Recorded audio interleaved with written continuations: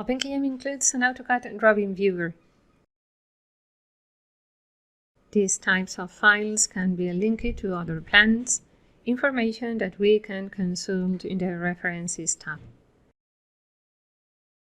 We can expand the size of the Properties panel to see the plan better.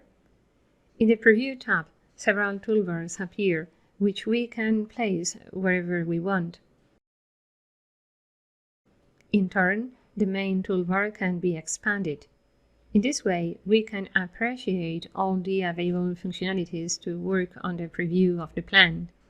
From the OpenKM AutoCAD Plan Previewer, we can activate or deactivate the plan layers at will. Release print jobs, change the contrast, the background of the plan, find text, swap layers. We can even measure and calibrate distances on the plan.